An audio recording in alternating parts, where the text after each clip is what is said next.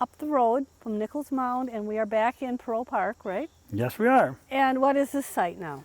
This was the original site of the fort that Nicholas Perrot had set up when he had a winter trading post. Okay. And he only was here over one winter. I think they got snowed in, if I'm not mistaken, or something like that.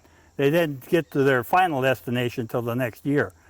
But this was rediscovered. The fort itself was kind of lost till the railroad went through. When the railroad went through in the 1880s, they hit the foundations from a couple fireplaces. Oh. And that's how they realized that they've hit something here. And okay. 2 and 3 put together kind of told them this is the remains of Perrot Fort. So they had George Squire here and a few other noted village people. And they did some excavation, and that was the conclusion that they came up. And in 1926, the state of Wisconsin Historical Society came here, and they placed this brass marker here. Ordinarily, there's a large sign here, but we're doing some repair work, and that sign is going to be remodeled and fixed up here new again. The original post there will probably be put in by the CCs who were in the camp here in the 1930s.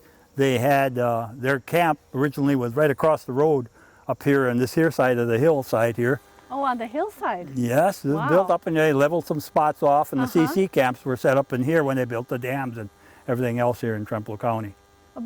Do you have any idea how many people were in that CCC camp? No, I don't. I didn't do the research on it, so. I just wondered if it was We're only talking Mounds today. Don't get okay. excited.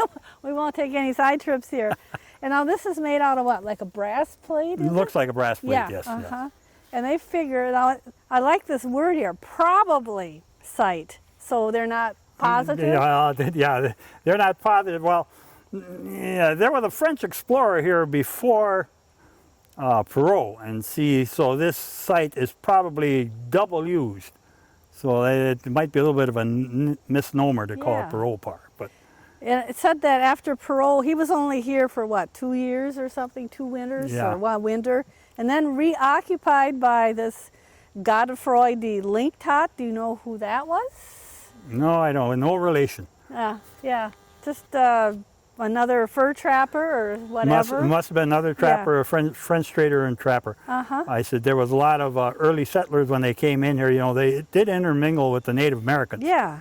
So I says the trade network was pretty good. And then, you know, they cut all the doggone timber along here for the steamboats on the river. Oh, well, sure. You know, so that was a huge amount of wood, I would imagine. Yeah.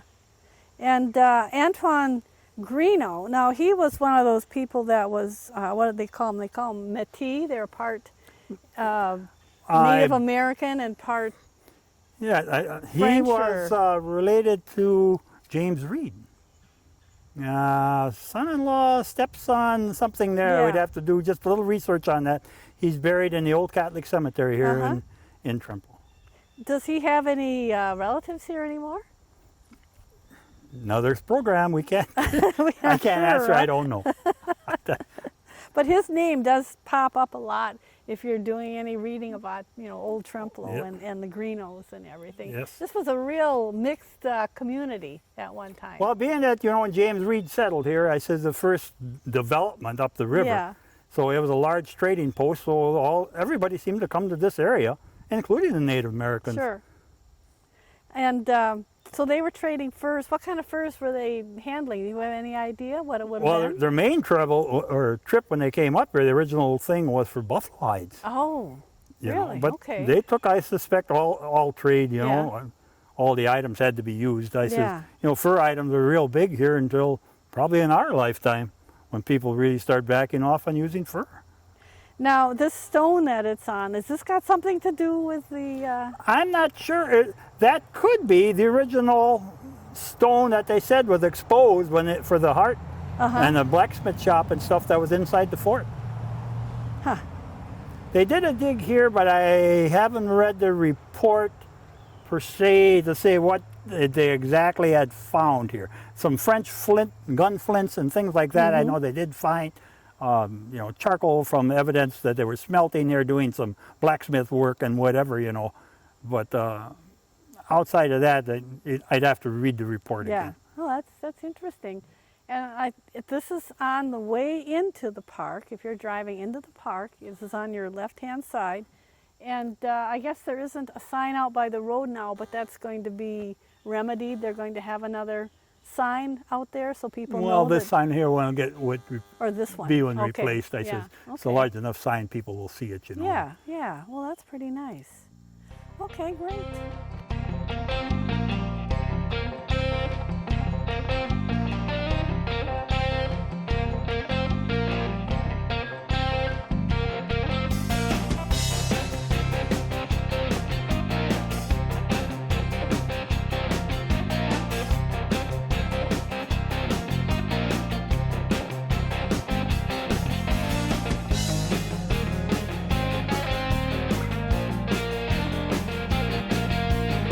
Well, I'm out of breath. Actually, it's pretty easy climb up here, and this is called Little Bluff. This is Little Bluff. Little Bluff, and this is almost in downtown Trempealeau. It's right above Trempealeau. Yep. I says the Native Americans like living here just like we do nowadays, and I says they came here to Trempealeau, and they said we're going to be here for a while. Yep. So this is the result of some of their work that they did here about 1,000 years ago. There was a group came all the way up from St. Louis, from the Cahokia, down there, and I says they set up what they interpreted this is probably a religious outpost. They did not ever find any evidence of like conflict with the locals. Mm-hmm. They were living here peacefully alongside them. And just to the north of this, Perrot Park, I says there you have the locals living there, the effigy mound people were at that time, and this little section right here in Trempealeau itself must have been either vacated or they allowed the people from Cahokia to come here. Yeah. And when they first came here, they settled right at the foot of the hill, and there all the pottery, all the stone, everything was brought up. It's all you could see from Illinois. There's no local stuff applied. They came on top of here, they made some mounds.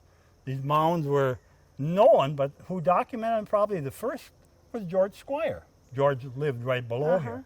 And he documented these are borrow pits right next here where the fill came for the mounds. The mounds were excavated. They took the A and the B soil, the topsoil, the subsoil off to get down to sterile ground. They probably had some religious ceremony or some kind of a christening, let's say, and then they commenced building their mounds.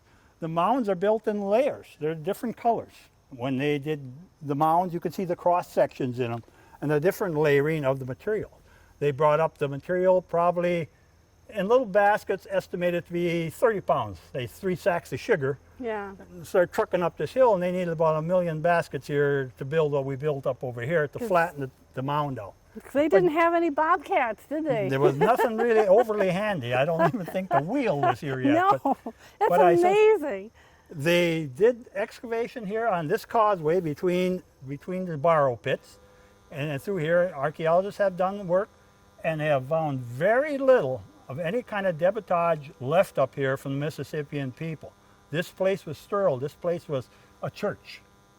The mounds everything was kept clean, so you don't find anything left here. So I said the people that were here and established this, they spread out then into Trempealeau itself. So if you check at the foot of the hill here, there's a kiosk. Maybe we'll get a shot of that on the way out. Shows a little bit about the history of the lower table by Trempealeau, where there was a group of Cahokian people, and this upper table right here next to the hotel and the church. And it is 730 miles between Trempealeau and Cahokia. Uphill too. Yeah, yeah. So I says, these people it had to be a summer trip because you couldn't hardly go and there's ice on the river. And they brought everything, and there had to be a substantial number of people here. You can't bring in 1 million piles of dirt because they were not in Trempealeau that long. Yeah. By 1080 probably, someplace in there, from 1050, 1080, they were gone. Yeah. So they were in Trempealeau under 50 years. So I says, when you're grabbing 30 pounds of dirt in a bag and run up the hill and go get another one, and then he tells you got the wrong color, go back and get this one. So I said, it does take a while. It did take some people. So there's still questions to be answered. Where did these people live? There had to be an awful lot of people living here in Trempealeau that we haven't put the finger on them. Yeah. Where did they raise their food? How did they survive here? Yeah. But once they got into lower Trempealeau, there already you can find that they were using local materials, local rock. So they'd been here long enough, they know where to get lithic material to replenish their toolkits. But yet, like I said, you do not find any indications that there was warfare or disagreement among them. And then what happened? Did they assimilate? Did they move on? Did they go back? No written record. Don't know. We're still digging, is the word. Yeah. Now I think what we'll do, we'll go up the causeway here. We'll walk up and here. we'll go look at the 3 mounds that George had taken pictures of when they were still in cattle pasture. Okay. Yeah, And there was, dimensions on this, and I'm not going to go in dimensions. I couldn't care if it's 2 feet wide and 6 inches deep. This is where they got the dirt from. But you were right. They had to have had some agriculture or something to feed themselves. Ernie thinks down by Long Lake, down the Oh, he bottoms. does? Okay. The top of this mound, I said, it wasn't too bad of a walk on this short distance here. No, it's But pretty easy. This here, I said, you can see on this placard that they have set up, is the site of the old water tower.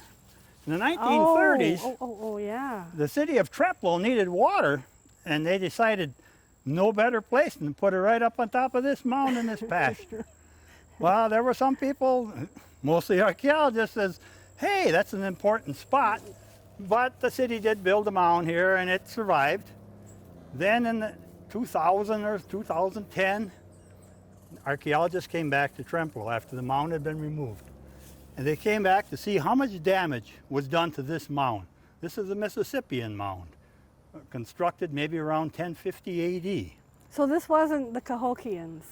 This is Cahokian. Oh, okay. Cahokians are Mississippian. Okay. And around 1050 AD, they came up the river, how many miles did you think it was? 730. 700 and some odd miles, uphill all the way. Yeah. But they came here to Trempealeau, and they set up a little religious colony or some organization, and they lived here peacefully, and they had these mounds as ceremonial things. They figure maybe a tribal chief or a priest lived on top of this.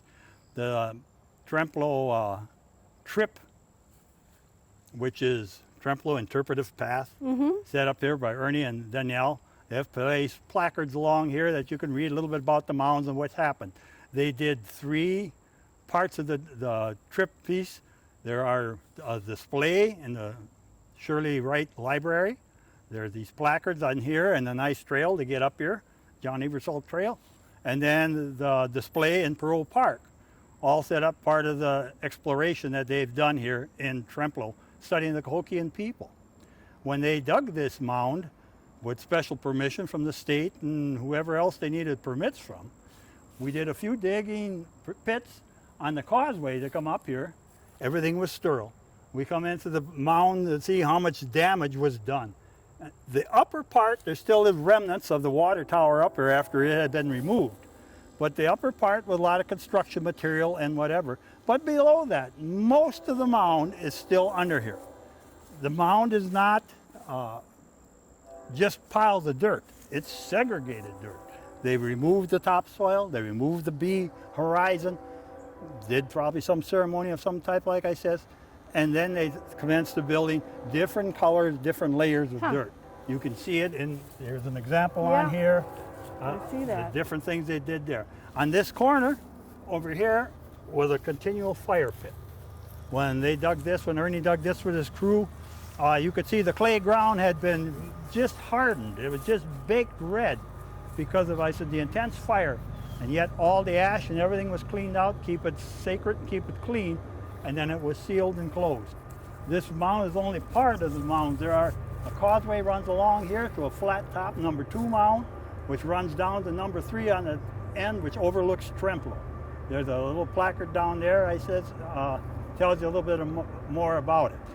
This, after 1930s, when they got done with the water tower, was overgrown with brush and brambles that you couldn't hardly find your way through here, and the archaeologists cleaned it, and now jointly working with the city, they've been keeping it clean and keeping it as a tourist place where people can become informed and learn a little bit more about the people that came this far to Trempealeau. So are these rocks from the water tower? These are remnants from the water foundation, yes. Okay. So ultimately, it wasn't totally destroyed. Wasn't totally destroyed. I said they did damage in it because they they had to lay water pipes to dig deeper and whatever. But majority of the mound is still kind of here. Okay. Erosion has taken off some of the edges. You know, it's not as big as it used to be, whatever. But all the mounds are suffering because there's no maintenance on a mound. Yeah. You just keep your fingers crossed and protect them while you can. They'll be for our generation and a few more, but after that, our records will be the only thing that's left. Well, let's walk out to the, can we walk out to the Let's end walk here? out to the point and Okay. we'll overlook the city. Yeah, the sun and moon thing here, I guess a guy should mention something about that, huh? Yeah. They you know, they could see the sunrise, but they couldn't see the sunset. Now we walk down closer to the end here, and behind us, if we look back up behind us, we can see Mound 2 and Mound 3. We have that perspective. Mound 2 and Mound 1, yes. Yeah. The big mound where the water tower extended out. Right. Then Mound 2 with a landing up here. Then there's a causeway, runs along this edge here. Yeah, and then And down. it runs here to Mound 3, and on the end of 3 there was a berm. Okay. That berm was built up. They figured it could have been some cremations placed in there, not necessarily from the Cahokia time period. Could have been a later time period, but there were burials put on this mount. Early records indicate that off this left corner here, would be the northeast corner, Yeah. there was even a road that went down below, which Wow. runs down to another mound situated down below, but that's a different story. We're not doing that today. You keep giving us all these little tantalizing bits of information here. Everything was cleared. I said the overview of the city could not be seen because this was all overgrown with brush. There was a big highline pole here, favorite place for 4th of July for the city fireworks. Oh, I bet, yeah. So, and it's still a nice overview of the city, and Yeah. you can see Kings Bluff across the river in Minnesota. So you can see why the Native Americans chose this place. They were worshipers of the sun. They could see the sunrise quite clearly, but because of the bluffs on the left, they're kind of beating the evening setting sun.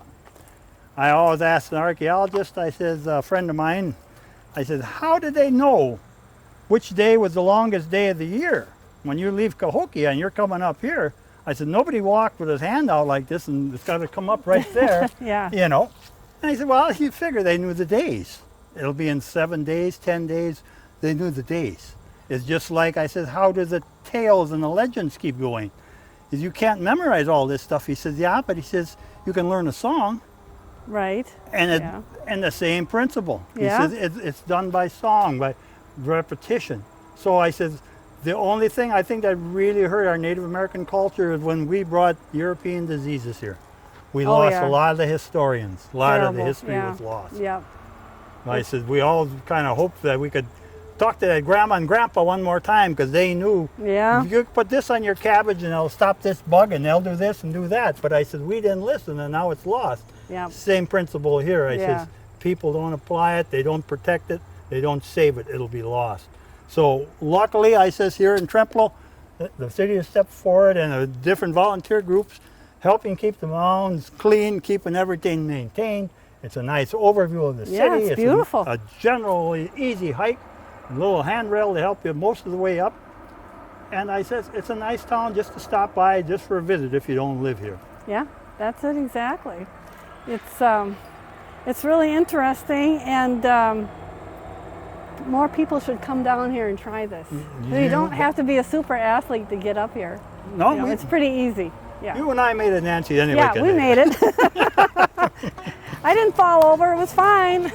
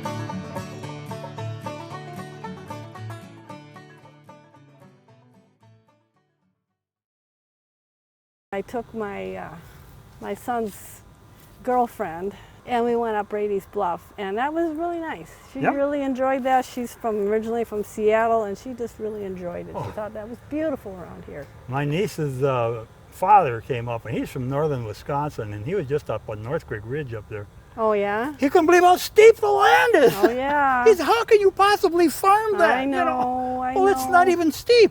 I says, we got steep land. This ain't steep. Oh, man, I'd never drive there. Yeah, when you're on flat land your whole life. Yeah. And from the glaciers, everything has been leveled, you know. Well, my husband is from Champaign County, Illinois, which is flat as a board. Yeah. And when his parents would come up to visit us, his dad could not believe what got farmed up here. Well, this is going to wrap up our day here. It's been a fun day in Trempealeau, I tell you. We've made a few miles, we've walked a few hills. Hopefully we've learned a little bit, spread a little bit of knowledge, and encourage other people to come and visit the same little trip that we've made. This is a pretty unique town, and there's a lot of things here that are really accessible. We've got the lovely park, you've got the bike trail, and we've got the trail up here to the Little Bluff Mounds Trail. So there's lots of things, and it's been real interesting, and everybody should get in their car, you know, turn off the television and come down here and enjoy it, because there were a lot of people here before people that are here now, correct? You bet. I said, and they've left little bitty tidbits of history that we can still pick up on, and that's all kind of part of your history file. You bet it is. Well, thank you, Jim. You're welcome. Okay. We had a good time today. Yep.